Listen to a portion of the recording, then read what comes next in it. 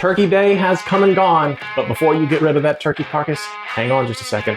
I'm going to show you how to make the most flavorful turkey stock you will ever taste. You'll never buy store-bought again.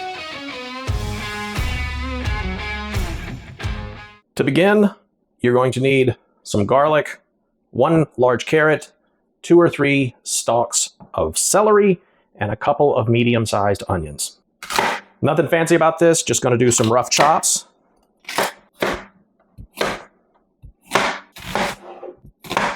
And that's all there is to prepping the veg.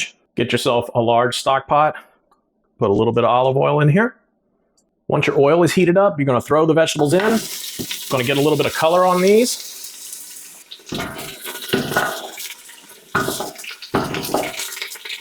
Going to let these cook for probably 4 or 5 minutes, just until they soften up a little bit. Get a little bit of color on them. Make sure when you're smoking your turkey, you save the turkey neck. Get some smoke on that as well. Everything goes into the pot, and you're going to fill the pot up with water.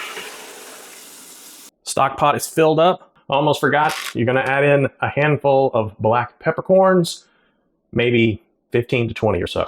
You'll want to keep your heat at a very low setting. You don't want to get this to a rolling boil. You just want it to simmer minimum 8 hours. I tend to let mine go as long as I can, 15, 16, 17 hours if I'm able.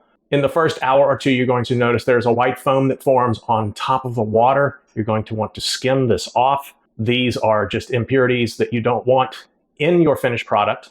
The reason you do not want a rolling boil to occur is because it's going to break up the fat particles, which is then going to make your stock very cloudy, and it will not render as nice a finished product. Several hours later, you can see it's reduced by about 1/4. Time to skim all this stuff out of here. There's really no need to save any of this meat. It has pretty much given up everything it had in it. Liquid gold. Now that we have everything taken out of it, we're going to strain this one more time into some storage containers, and we're going to let it cool completely.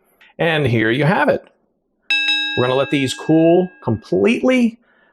Then I'm going to put lids on them, stick them in the refrigerator, and then we're going to skim off any fat that rises to the top and settles, and then this stuff will be ready to store.